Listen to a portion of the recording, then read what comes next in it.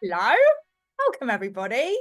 Hello to everybody watching over on the old socials. This is your midweek pick me up, your midweek business pick me up, the Rebellious Business Show. Great to have you guys here. Welcome, welcome, welcome. Good morning, Caroline. Give everybody a wave. Good morning. So if you haven't met us before, my name's Cordelia and this is Caroline, and we run this amazing community called the Rebellious Business Network, which is a networking group like none other. If you're not in it, you need to get in it. We're going to share a link, but that's what we do. That's what we're about. And the Rebellious Business Networking Group is the place to make real connections and grow your business and boost the number of people you are connected with. That is what it's all about. It's about networking in lots of different dimensions. So come and join us, come hang out with us in there. But yeah, so Jennifer's going to drop the link to that in the chat everywhere. This is the Rebellious Business Show. We've got a really fun lineup for you guys today. We're going to be kicking things off with an awkward question curated by Jennifer, who has collected questions from our audience and has got one ready to ask me and Caroline in a minute. Then Caroline, you are going to be delivering a training today. What is this training on? What are you doing? What are you teaching the rebels today? I'm teaching them how to pitch to their friends, how to promote your services to a friend, which is task-worthy. Can you imagine the shame? Friends? That's so embarrassing. Yeah. Should friends buy things? Shouldn't you give them things for free? Oh yeah, that's the whole presentation. So okay. Promote your services. In that. And I'm after joking, Caroline has dropped the knowledge bombs on that, we're going to be I probably shouldn't say that live. We are going to be playing a game of Rebel in the Spotlight, which is where we have one rebel who we have put in the spotlight and we are going to be putting under the what's that light called that they microscope. Microscope will do. It's not a light, but it'll do. Interrogation lamp. Yeah, the interrogation lamp. That's what I was going for.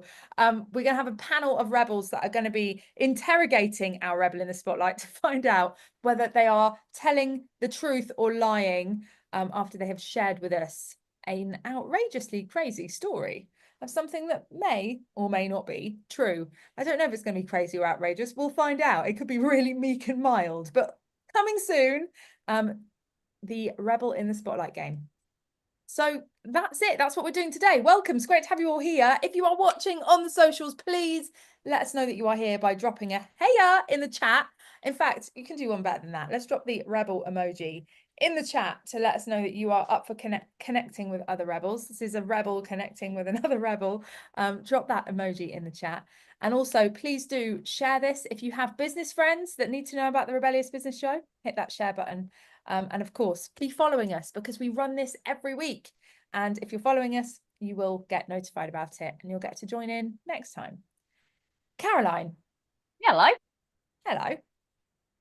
How are you doing? I'm just like quickly doing the YouTubey things. Oh. Sorry.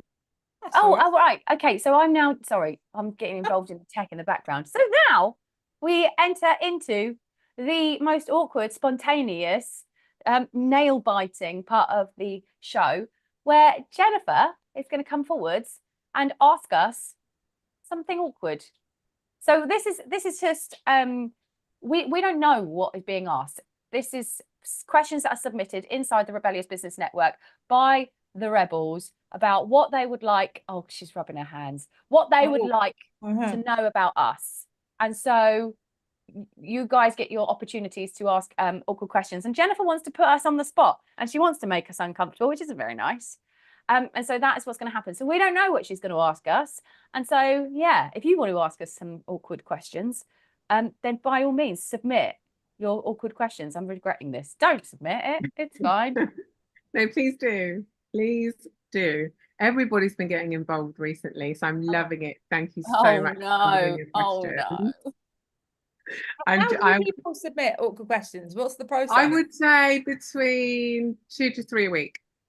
No. I'm saying, how can people submit? Oh, how? Oh, so sorry, did not hear that.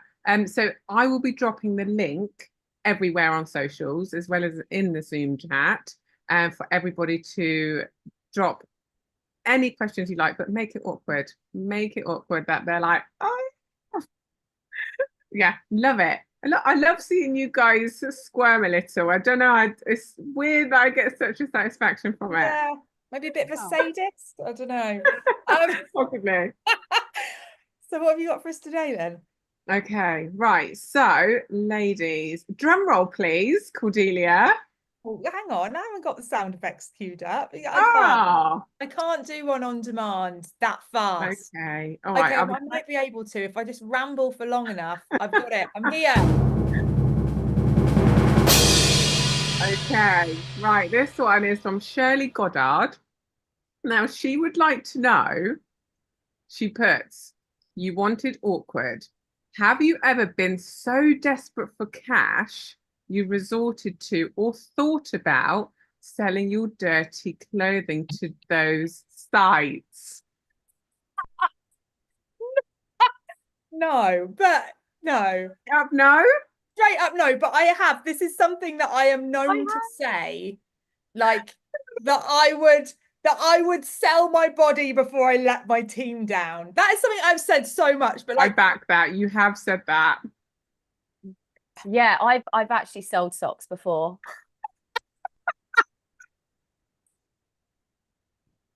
Tell me more. Oh my God. Tell me more. So this was I've got prior a to me story getting actually into as well after business. this.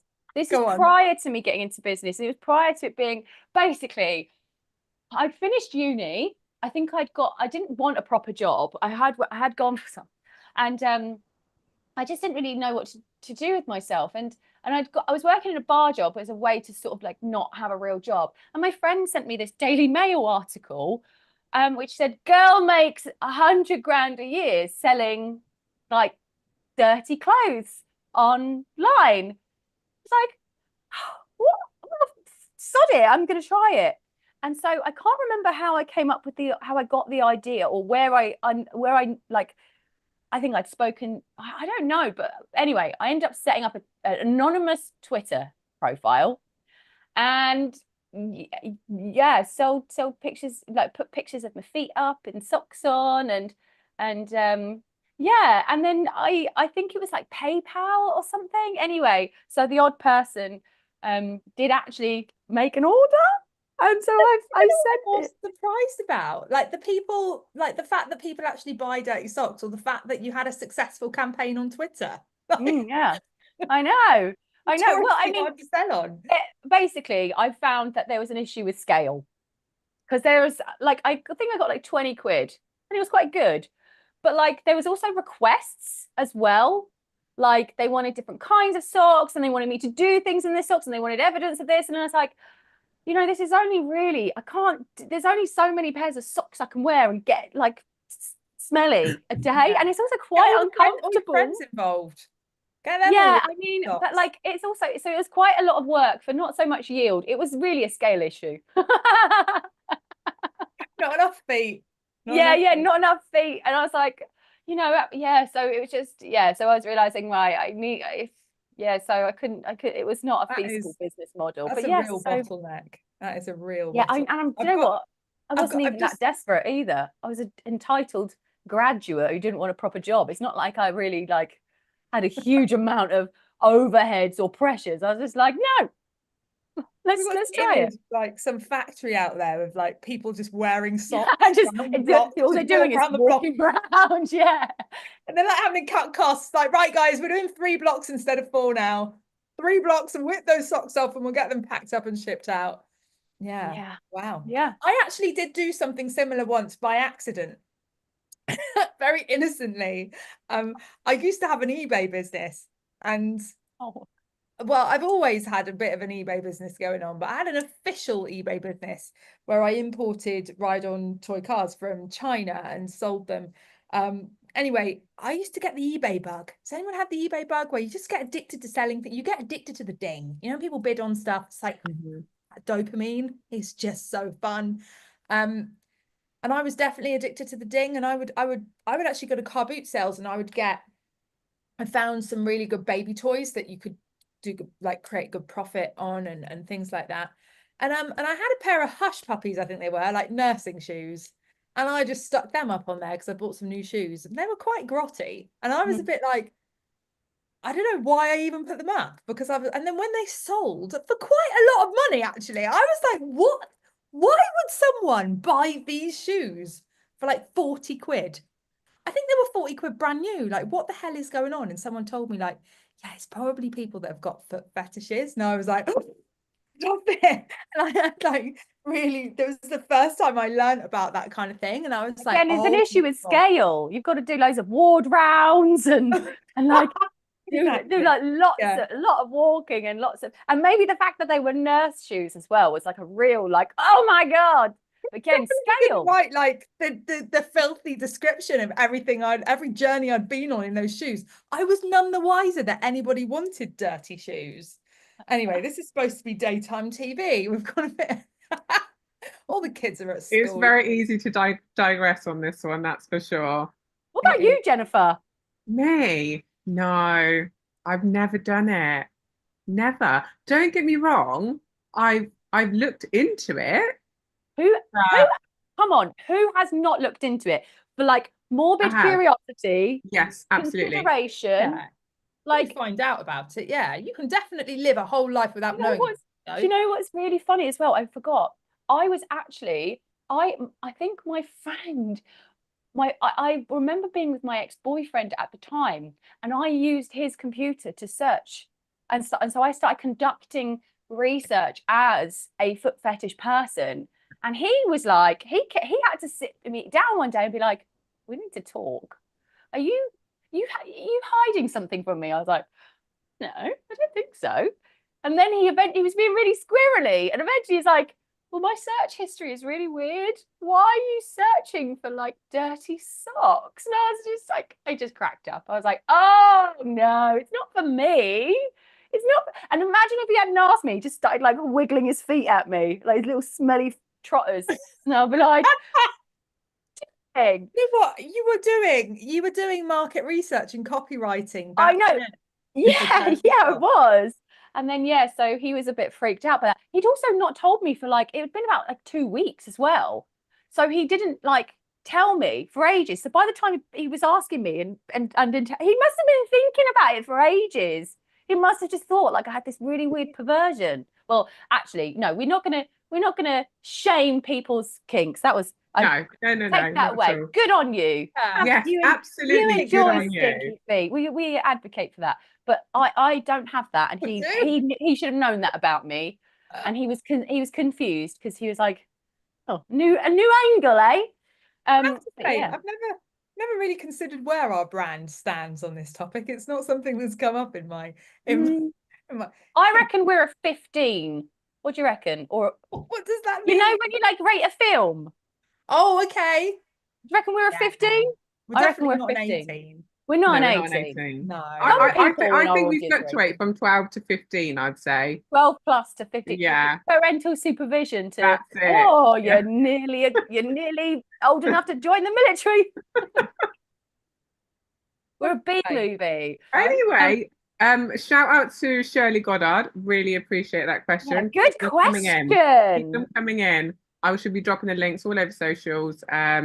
And a post goes out every Tuesday on socials as well for you to get the link. So keep an eye out for that. And thank you, ladies. I'll see you same time next week. Yeah, amazing. See you in a minute because you sat in my kitchen. I know. We've got some good chat. We've got some good messages in the chat. We haven't got anyone on socials, I don't think. Let me have a look. People on social media, say hello. Tell us about your foot fetish. No. Everyone's too scared to get involved now after that. Yeah, I know. John said nurse shoes splattered in vomit. Lovely. Yeah. My ex made me clean her shoes because I was stupid. I was stupid to make a comment about them. Oh, you can't comment on a lady's footwear unless it's very complimentary. Yeah, absolutely outrageous behaviour. Anyway, Caroline. One more person has said feet pictures / videos is much more scalable. Wow. Yeah, you're right. Yeah, you're right. Okay, it's all about online services. Well, we're going to completely and utterly 100% shift gears now and get into serious mode. Caroline, I've got a challenge for you. All right. Okay. You have 15 minutes. Oh yeah, I need to get my timer up. To teach the rebels something new. I think they're going to like today's one. And I really like that you're doing this, because I remember that Caroline asked me one time, well, actually, no, that's not the case. I can't remember, I don't know what your perspective is on this, Caroline, but Caroline just had this product like ready to go. It was there, it was sitting there, it was gathering dust, it was unnoticed though. And she had this audience ready to go, kind of like there was a bit of an audience as well. There were people around us that needed the product that Caroline had. And I was always on her. She's like, no, no, no, no, I don't want to do it. No, I don't want to do it. And then one day she came to me and she said yes. And I got really excited. And she was like, but I want you to help me put this together. And I was like, okay, fine. And then I basically was like, but I'm not charging you for that. You're not my best mate. And she was like, no, you will charge me. You will charge me for that. Basically, Caroline came on board as a client, right?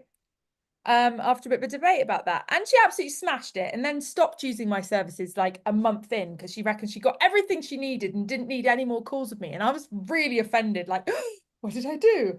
But no, she just completely and utterly smashed it.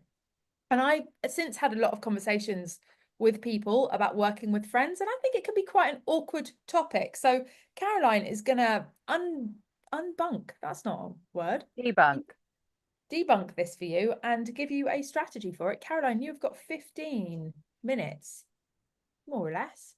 And ready, steady, go. So yeah, I'm going to talk to you about promoting your services to friends. And when I originally planned this topic, I'm going to hide myself for you because otherwise I get distracted. When I originally planned this topic, it was going to be very much about like who your best friends are, if you're at a barbecue, or I can't hide myself. Put me down there. If you're at a barbecue, or like, you know, friends in your immediate circle. And I realized that it would probably be more relevant for me and more useful for me to talk to the rebels and where they're more likely at in terms of promoting your services to someone in your community that is a bit of a tight-knit relationship. So we obviously have the promo pass. We teach people to go out there on social media. We teach lots of promotion strategies. But what happens when you're in a community or a friendship group, or, you know, like you're in a more tight-knit group of people, and you know one of these people is really, it would really benefit from your services. You're like, I just know I could really help them smash it. And on top of that as well, I think a lot of there's a bit of a tentativeness, because you might also be thinking, well, they know what I do. They know what my offer is. They know what my service is. If you're in the tribe, then the rebels or your community would have even been exposed to your promotions. So you know that they've got this exposure to what you do and who you help, but yet they haven't reached out. And you kind of think, well, maybe they'll reach out to me if, like, you know, I'm going to continue being loud and talking about what I do and putting out promotions online, and I'm going to, you know, hopefully they'll take me up on that. And alternatively as well, you might have even had conversations with people, and things get a bit awkward. Like you're like, oh, well, you know, I could really help you in this way, and then they're like, oh, you know, no, timing and la, and you go, oh, okay, well, I'm not going to push it, because you don't want to fracture the relationship. I mean, on like online or putting stuff out there, you know, even to an email list, to a certain extent, you can be quite forthcoming, especially, you know, scale wise, because people don't feel personally sort of like pressured in the same way that you do if you're a friend, because there's a sense of obligation or a one-to-one conversation. So I'm going to go through some ways, that 3 ways specifically, that you can approach someone that you know and that you have an existing relationship with, that you would like to work with and get on board as a client without being pushy or salesy, or without fracturing that relationship. Cordelia gave an example about how we work together, and there was a slight difference in that, because I approached her. I was a potential client that did approach her, and a lot of that was to do with, I could see the results and I was like ready to go, okay, yeah, I'm very confident in that. So that's a slightly different level, but like having that sort of exposure does pique their curiosity. So that's really great. So at the stage where I'm talking about now is that you've put yourself out there. You've been very clear the fact that this is what you do, this is the value you offer, this is who you help, here's some promotions that you're putting out. So you've kind of shown some of what you do, and now you're kind of just a bit confused as to why certain people haven't taken you up on that offer, or why, like, you know, what, like there's a barrier which you can't push through. So I've got a few methods for you, or a few, I guess, approaches, 3 specifically, to use that will enable you to promote your services to a friend or to someone you're close with without it fracturing or damaging the relationship. And we all want that. Do we want that? Oh, I'm not looking at the screen, so I'm assuming we do. I'm just going to get my plan up, because that's what we do. I have a plan. So the first way is, and now I'm going to hear me out, because the rebels will kind of understand this, but from a different angle. We're going to talk about research first, positioning something as research. We have strategies which do this, but in terms of a one-to-one conversation or a one-to-one connection with someone, we're going to assume that you've already put out promotions, and some of these promotions might have been customer research or whatever, but now you're going, why hasn't this person taken me up on my offer for getting customer research, or to you know, as a discovery call? So we're going to assume that position first, that you've put out promotions and yet you're not getting those responses from people in your audience. And you're going to be selective about who these are. You really need to know these people and feel like you can serve them. And what you're going to do is you're going to specifically reach out to them and say, hey, I wonder if you can help me out with something. So I put out this promotion or this post, or I put out this stuff, and I feel like it could have been modeled for you. It's like almost perfect for what you need based on what you've been sharing. You've been telling me that you can't convert your Instagram followers into clients, for example, and that's what I do. So I'm intrigued why you didn't take me up on this promotion, or you haven't actually asked me for help, even though you know that this is something I could do. And what that makes me think is that I'm not connecting to my ideal audience well. If you're not sort of taking me up and you seem to be my ideal audience and I feel like I can solve a problem, to me it indicates that there's a problem in my promotions, and I would love it if you could jump on a call with me and help me understand what it is that is not connecting with you. And so what it's called, this kind of message is calling for someone to give you feedback on why your offers or why your services are not appealing to them.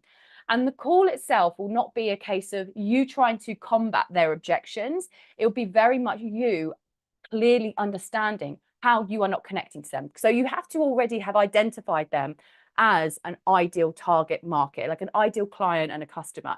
And you have to have intimate detail of their business. And I used Liam.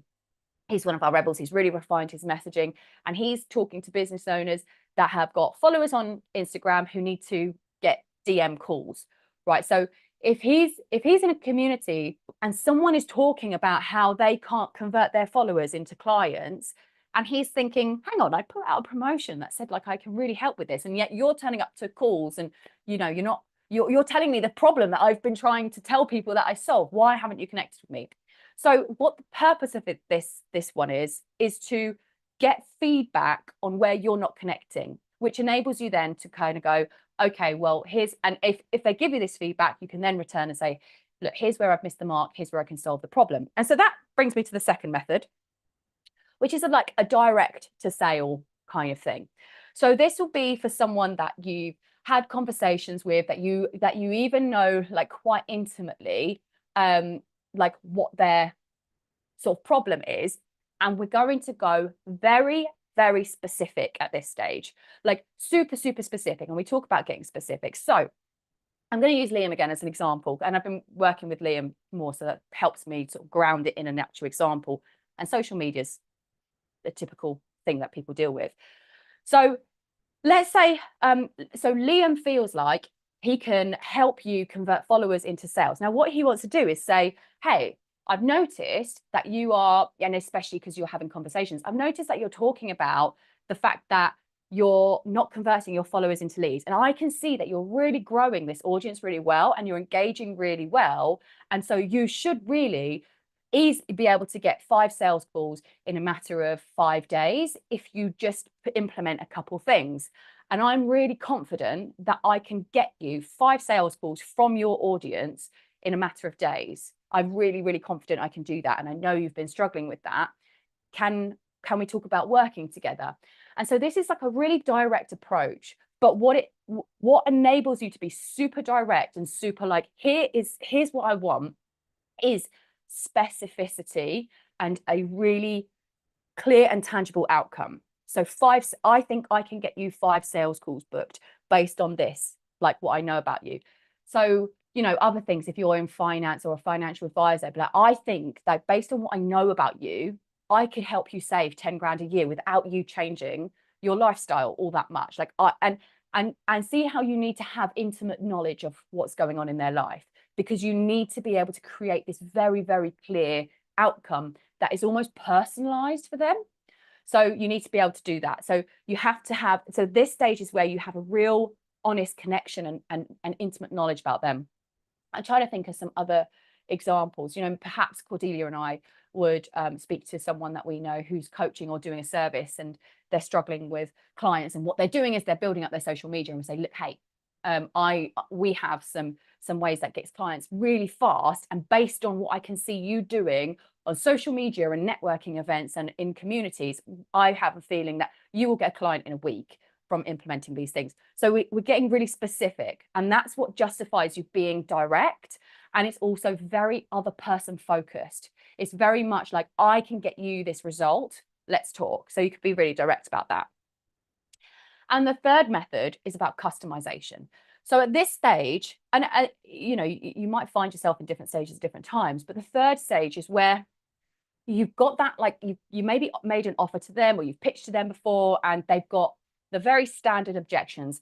Now's not the right time. I've got loads of things going on. Like I've got to prioritize this. Like there's always going to be like 20 different services that they can benefit from. And so just because you can get them that result doesn't mean it's what they can prioritize right now in time wise or financially as well. That's a big objection, even though they're like, this would be great. However, this other thing would be great. My like financial services would also be great. I could do with saving 10 grand. And maybe if I had that extra 10 grand, I could pay you. And then I also, you know, have this other thing that I, you know, so they can, just because they love your service and think you can add value to them doesn't mean they're incentivized to buy now. And so the third method is really about customizing based on their objections. And so what you say to them is like, hey, so you said to me that there's an issue with money. And because we are friends, I'd really like to offer you a discount. I don't offer discounts because I don't think it's good for business. I certainly don't publicly offer them. But because we're friends, I'm happy to offer you a discount because you said that you're struggling with coming up with the finances for it. So I'm going to do a massive discount, 50% off, to support you in this way, because I feel like, you know, that could help you overcome that. I don't know how to say that, overcome that objection, but I'm hoping that that can enable us to work together. Or you say something like, you know, you don't have enough time to commit to it. Because we're friends, I'm happy to do more done for you work to help you in this, rather than just consulting, so that it takes some of that pressure off you. Now, obviously, this isn't something I can do on scale because I only have so many hands, but because we're friends, I'm happy to make that concession for you. So it's really about customizing based on objections. So, and it's legitimate because they're your friend. You can't really make those customizations to your general audience. And I have a little extra bonus point with this that is about genuine transparency. It's like potentially, you know, we kind of touch on this as an excuse. It's coming up to Christmas, but this is like, you don't, let's say it's coming up to Christmas and you need to get some sales in. You can say to them like, look, I could do with making some sales this month, and you know, I need a customer. I know you really need what I offer. How about I do a discount for you or do this extra stuff? Because being genuine and vulnerable about needing a client or needing to get a sale, especially in a real like friendship, is important. Like, you don't want to have this air of superiority where it's like, oh, I'm dishing out a discount or whatever. You can make it seem like it's mutually beneficial because they do want to help you out as well. And it kind of builds a bit of a sense of like trust and honesty. So that's just a bonus part to it. But ultimately, the customization you can provide will enable you to overcome objections, but you have to go back and sort of say, based on this previous conversation where you're having, you know, you said money is an issue or whatever, I'm happy to offer you something different. And obviously this only works with friends. And that's essentially the three methods we've got. We've got market research. How is it that I'm not connecting to you when you seem to be the ideal customer? Can you please give me some feedback? Number two is here's a very, very specific outcome I can get for you based on what I know about you. Number three is because you are, you know, struggling with this thing in terms of working with me, this barrier is preventing you from working with me.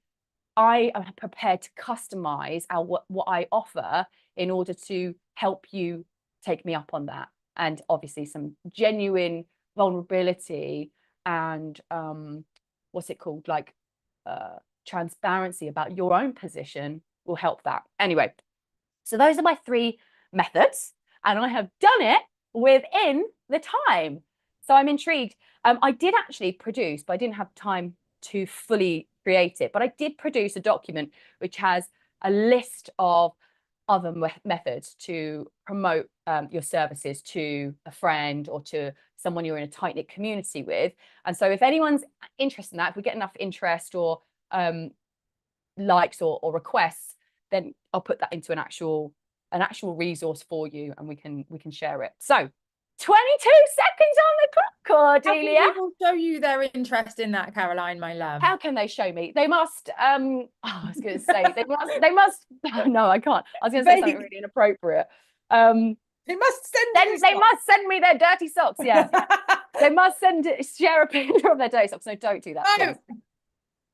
Send you this. Socks. You must request my socks. No, if you would like to get that, just write down friend promo. Is that it? What, in the comments? Yeah.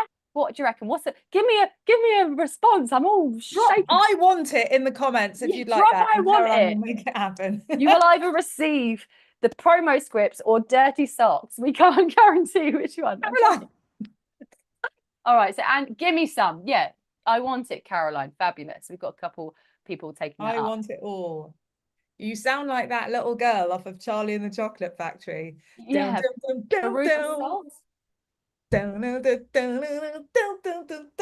Right, anyway, it's time. Oh yeah, Caroline, that was fantastic, by the way. Well done. And it was great fun having you as a client. But you know, a lot of my friends at the beginning were clients, not even at the beginning, and a lot of friends have come on board. When we launched our school community, one of the people that came and joined the new community over on school, which, by the way, if you're not in it, like, why? It's insanely good. One of my friends came and joined that, and it, you know, lots in there for her to get out of it. And definitely working with friends is a great thing. I love that at the beginning of business, the people around you are so warm and fuzzy and friendly. It's really nice. So anyway, I concur. We've got loads of people in the chat who would like this resource. Oh, okay. So that's cool. So you've got to make it then. Yeah, it looks like I have to make it. Come into an inbox near you. Yeah. Okay, yeah, there you go. The rebels have spoken. You're getting it. They're still coming in. They're still pouring in. I love it. We are going to play a game now of Rebel in the Spotlight. If you are new to the Rebellious Business Show, this is what is going to happen. We're going to pull out our reigning champion, John Denley, who is now on week 6 of trying to fool the rebels. So basically, John is going to tell us a statement, which is essentially a story, and we have a panel of rebels who are going to try and figure out whether John is lying or telling the truth. John is very good at this. You're on week 6, aren't you, John? Yes, there we go. Week 6. And how are you feeling today? Are you ready for it? Yes, I'm looking forward to them knocking me off my throne. Oh, you're not giving up though, are you? We're not having any. Yeah, I sense like any limp statements today. Yeah, I mean, he did try last week. He was so last week. He's like, yeah, whatever. I think he still got through. I love that Robin is here Robin, I'm going to pull you out a second just to say hello. Robin's not on the panel today, but Robin, you got big shout out last week because last week John was talking about his travels on the Camino. And everybody thought he was lying. And of course, I knew he was telling the truth. But you got a big shout out, Robin, because the first time John came to the Rebellious Business Network, he ended up in a breakout room with you where you two spoke about being on the Camino. And of course, that's what Robin does. She helps people create incredible experiences through going on their first and subsequent Caminos. But yeah, hey, Robin, good to have you here. Robin, you need to come and join in on this game soon. Yes, I will. Yeah, 100%. So have we clarified that the rebels, if the rebels do not correctly guess, if they do not guess whether it's a truth or a lie, they lose. So it's about bluffing. John has to convince them of he wants them to say what he's not doing. If he's lying, he wants them to say he's telling the truth. And if he's telling the truth, he wants them to say he's lying. Although I'm not convinced because I think he wants to have a break. So he might actually be trying to get them to. He might lie about whether it's true or false. And then it's all who knows? Who knows what his strategy is? We can't now. It's getting even harder because we can't tell, like, what the intention is. Exactly. So, yeah. You're thinking too hard. You've gone into overthinking. You're overthinking. You're analysing. Well, anyway, everybody, John Denley is a mental health fitness coach, helping entrepreneurs break free from depression and anxiety. John's all about treating your mental health like physical health, but there is no gym required. And if you're ready to get started or find out more about that, you can grab his journal called Create Happy Thoughts in 5 minutes a day, or download the free PDF. The journal is available on Amazon, and the PDF is in the chat for you just now, winging its way over. There we go. And Jennifer will take that out of the Zoom chat and she will syndicate it to everywhere else that we are live. So those of you on social media, link. It's fabulous. Thank you, John. Right, then next up in our panel today, well, first up in the panel, sorry, not next up, we have 3 panelists to introduce. The first I'm going to introduce is back. John Drinkwater is a seasoned presenter and webinar strategist, and he helps business owners create a high impact webinars that convert. So if public speaking is holding you back, you can, and is something you need to work on and you want to practice, you can book a one-on-one session for expert coaching on overcoming stage or camera anxiety here, coming into the chat just now. Then next up, we have the amazing Danielle Phillips. Oh, yes. Danielle, good to have you here. Danielle is a highly sought after freelance PA. Danielle partners with executives and entrepreneurs to streamline their workload and drive business growth. Her mission is to help you win, and you can grab her delegation checklist here. And last, but by no means least, Mr. Andrew Fahey, all the way from Scotland. Right. No, it's not in Scotland. Not in Scotland. He was originally, once upon a time, just not there anymore. Now he's down here in England. It looks like he doesn't even have any recollection of being in Scotland. He's like, no, but we've got him muted. It's great. We can say whatever we want.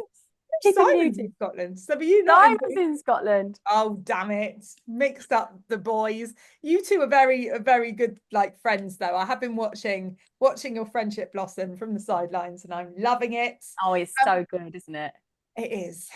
Ladies and gentlemen, this is Andrew. Andrew has 20 years experience in education, and he now channels that expertise and his passion for storytelling into photography, where he works with businesses to create a powerful first impression and bring their brand story to life. His work from England. And he's from England, lives in England, and you can book him if you live in England. And his website is where you want to go and have a look at some of the amazing work that Andrew has been doing. There we go. Thank you. This is our wonderful panel of rebels. And hopefully, guys, you're going to take John Denley down today because he's reigning champion 6 weeks in a row. Currently, the record to beat. Oh, yeah.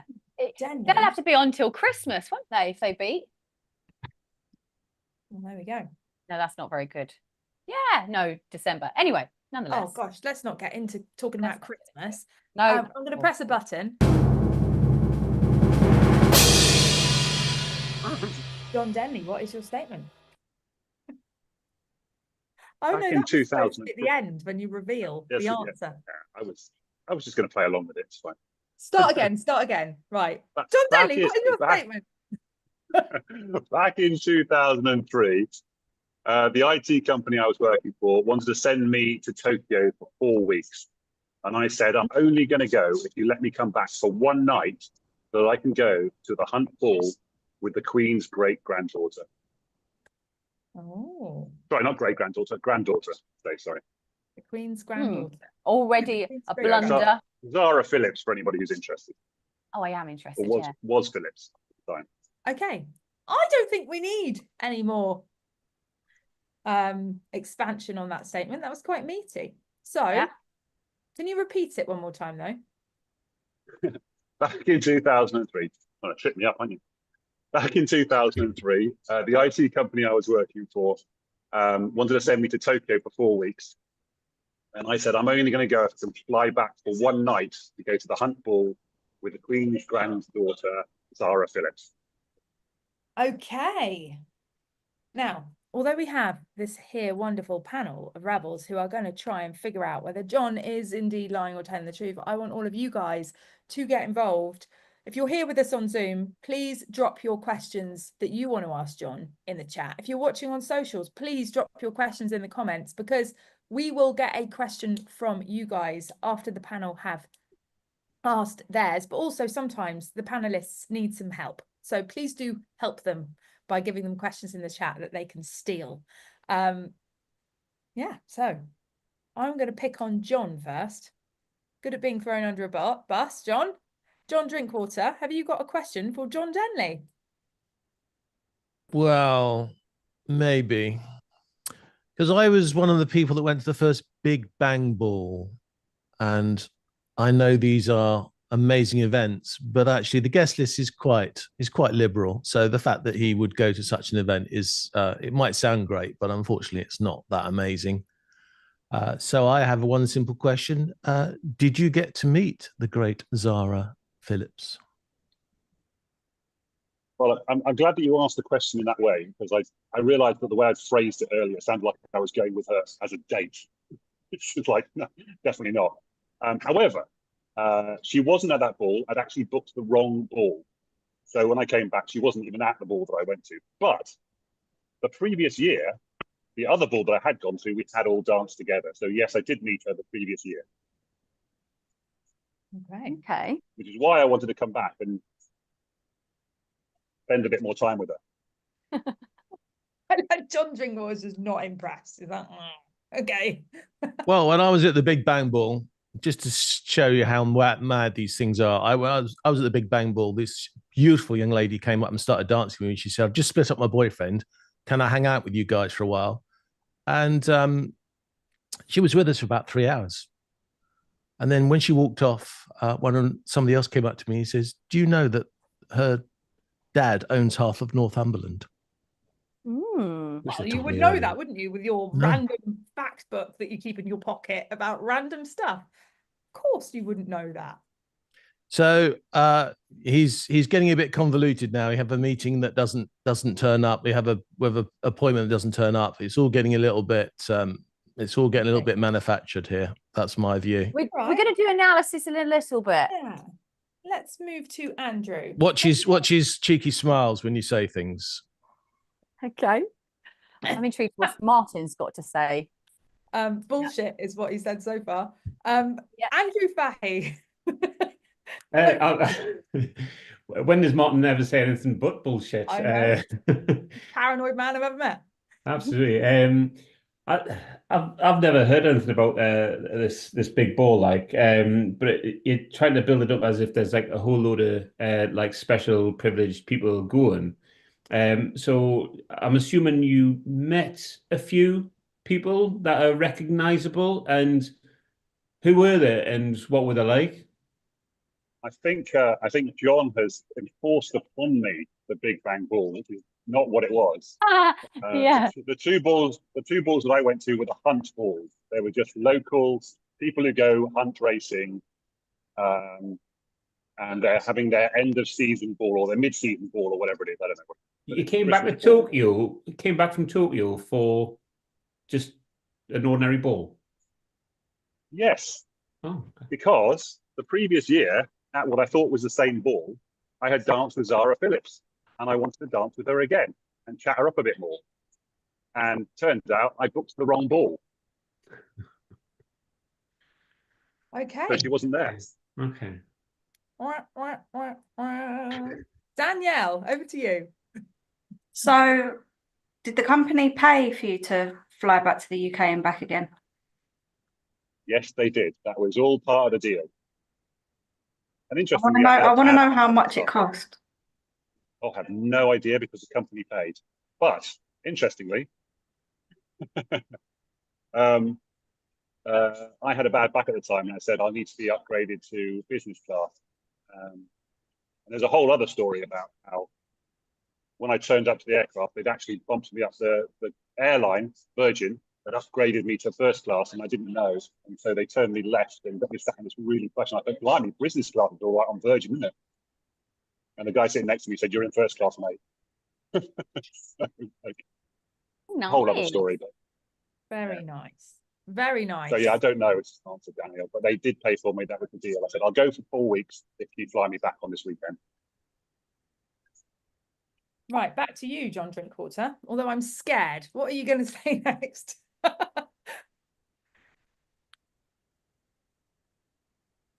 Could you please describe the flight to Japan? Because Japan sounds a wonderful place, but I've heard horror stories about the flight. Well, luckily, on the way out there, as I've just said, I was in first class, so it was amazing. But, or upper class, actually, as they call it in Virgin. So yeah, it was absolutely amazing. But it is long. It is like 14 hours, although I think one of the flights was actually like 17 hours, even longer. But yeah, it was a long time. But you get to watch a lot of movies. The problem, of course, is you sit there watching movies the whole flight, and you get to the other end and you are knackered because you stayed up basically all night. And I was supposed to go to work the next day, and it was like, oh, horrifying. There you go, 14 hours. There you go. There we go. You're not allowed to get your answer from the chat. You're the one who's being interrogated. It was about 14 hours, but I have a feeling that one of them was longer. I think maybe it depends on the air, the wind and stuff. I don't know. Yeah, I think that's yeah, seems feasible. Oh, I actually don't know what I think. Right. So, Andrew. I'm just trying to think of a decent question here because Are you thinking, are you swaying with believe or not believe? And if so, why? And then let's go from there. Like that's a good place to. He's coming up with quite a lot of detail. And I mean, the unbelievable bit sounds like coming back from Tokyo just for a night, if you like, and then to just be such booked the wrong ball. Did he have to fess up to the the people, his company saying actually, it was building up as being quite a big thing, and it was just like, the village hall sort of thing.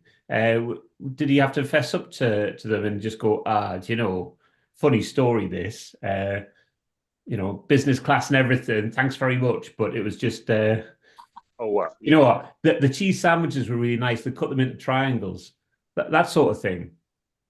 Yeah.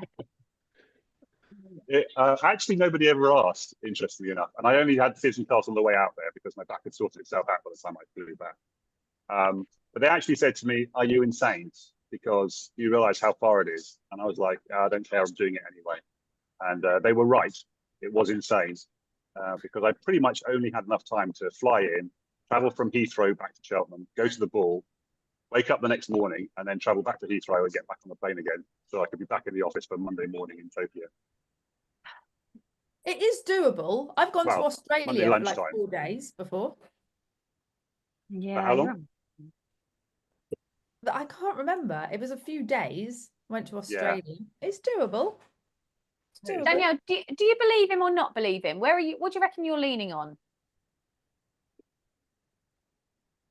I think I'm quite 50-50. I really want to just call him out as a liar. But I am 50-50 on it. Why? Why are you 50-50?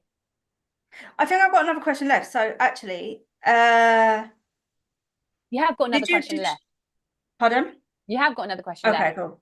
So, did you say already why you had to go to Tokyo for 4 weeks? Why the IT company wanted you to go there for 4 weeks? You didn't say. Okay, so what was the reason? That's good. Thank you. I was hoping somebody would ask that. Jennifer said they'll definitely ask you why you went. And I'm like, nobody has. This is really annoying. Yes, because I was basically the hero in the company. And it was a Japanese pharmaceutical company who was about to sign a huge deal with one of our competitors. And they said, John, can you go over there and convince them to work with us instead of this rival company? You're so good making people feel good and loved and warm and all that kind of stuff and trustworthy. And so that's what I did. I went over there, I worked with them, I talked to them about what they needed and how it was going to help them out and why we were so much better than our competitors.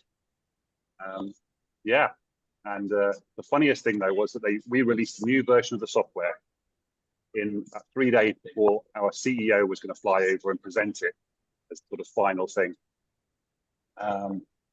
And the software didn't work. I stayed up all night trying to get it working and it didn't work.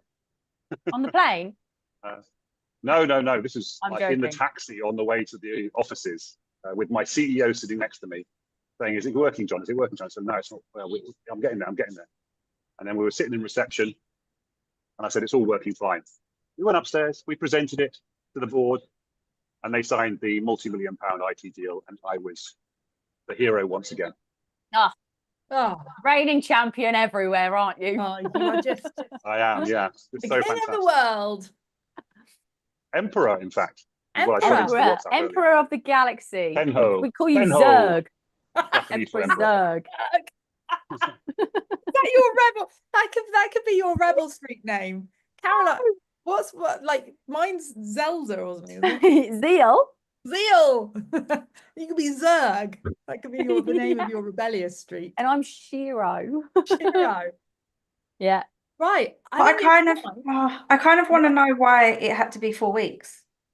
But I might have questions. I do want to know that though. Why 4 weeks? Oh. And what month of the year was it? Hang on. Hang on, so many questions. Sorry. It was like November-ish time, something like that. And it was 4 weeks because they were due to sign. I can't remember, to be honest. I can't remember. But basically, we had to beat the other companies to the signing date or something, or there was a stop. I don't know. That was above me in the decision-making process. They said we need to win this deal before whatever date it was. So that's what I went over there and did. I won the deal for them. There we go. We don't have any questions in the chat, guys. But we have had lots of questions here on the panel. So I think we should call it. And we should. I'll just ask you a question. Did I really say that Zelda was my hero? No, I didn't. I didn't say that. Me and Caroline name our rebellious streaks. Well, we have one rebellious streak and we've named it. We were in hysterics in the car one evening and we named our rebellious streak and we've been encouraging everybody else to name theirs. It was my birthday. So guys, have a think. Oh, it was your birthday, yes. Yeah. Who's your rebellious streak? What's their name? What's the name of your rebellious streak? Let us know. We'd love to know. It's your rebellious alter ego. I'm going to rudely kick everybody out. Well, I'm going to kick me, Caroline, and John out. Myself, actually. I'm going to kick you out now. Oh, she's gone. Okay, fine. And we're going to leave this here panel to it to decide whether John is telling the truth or lying. And then I will come back, play the drum roll, and we'll find out. And guys, I'd love to know. Drop it in the chat. Do you think he's lying or do you think he's telling the truth? We will find out very soon. Right. What do people think? So vague and woolly, I can't believe it because there's just no facts there. Danielle? It sounds I really want to call him out as being a liar, but I think it could well be true with everything that he said. I am really 50-50 on it. I really was like, my mission today was I was so determined to knock him off his perch and just say he's a liar. Not the only one. I think it could be true. But the thing that gets me is that it's just so bloody random. Coming back from a ball, but I can't read that Rubik's Cube, man. So you, John, think definitely lie? Well, he really confuses me. I mean, I must take him out for a drink sometime. He really confuses me because he's supposed to be this exact person that can do a Rubik's Cube with one hand. He's supposed to be this fantastic software guy. Yeah, when he gives these stories, his facts are so vague and woolly. That's not what a specific person should give. He's just, he just rambles. If I asked him how to bake a cake, I'd probably end up with soup because he's just so vague. And that's why it's difficult to decide whether I think he's right or wrong, because there's no facts there really much to catch on. We know he does horses. We know he's got ex-girlfriends in Cheltenham and all that sort of stuff. So it's quite credible, but there's just no information there. And it frustrates me. My instinct, just a knee-jerk reaction, was that it was a truth. That was my instinct. But that's because unfortunately I'm being foiled by... I start listening to him, and then I think, oh man, it doesn't sound plausible, but at the same time, he's got that sort of, that nature of being able to. I do think this timing is true. Last week, I definitely thought it was a lie, but this week, We need a unanimous decision, guys. What is it going to be? Let's have a vote. I think it's true. I think it's true. That's me. What she said. I'm going to go with truth as well. Yeah, it's true. Okay. It's not true, but it's just so vague and woolly. But if you want to say true, that's fine. I don't like John's reactions. Did you add my spotlight and I removed it? I kicked you in. I love that you're doing the kicking in. I find it really overwhelming pressing all these buttons. Right. So, John.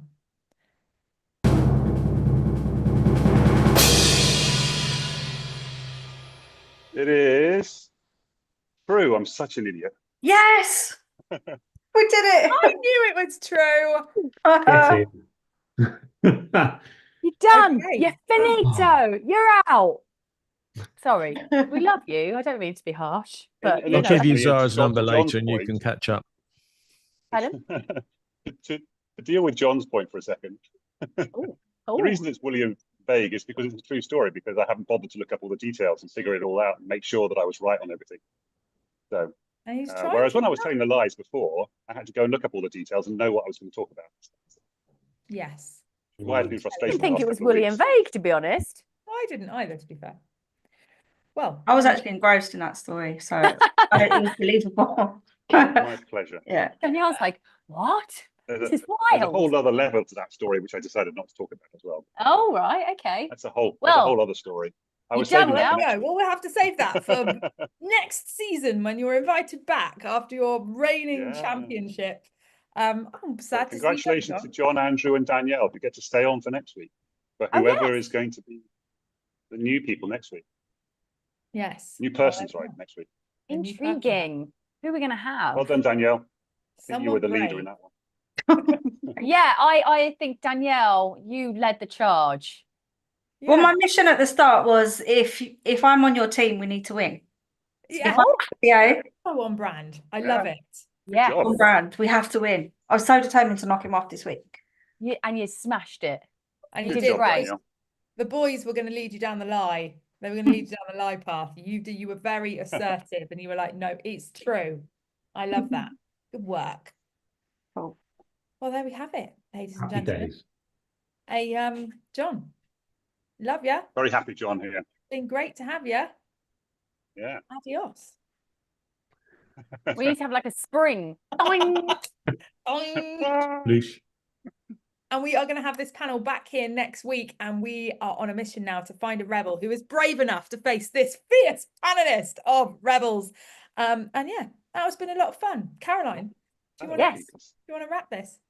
Well, I think we've covered everything, and as finally a record, we've done it in our hour slot. We covered the awkward question, which was great this week. We also got to do the 15-minute tips and tricks takeaway, and now we smashed John Denley off his pedestal, and we have now got a new set of a new panel of judges who will be taking on a new rebel in the spotlight next week. If you would like to be the rebel in the spotlight, let Jennifer know. She's going to be so thrilled that it's only one person to deal with now. If you would love to submit an awkward question, join the Rebellious Business Network. And if none of those things are appealing to you, then well, I have nothing else to say, but hurrah. Have a wonderful week. See you next week.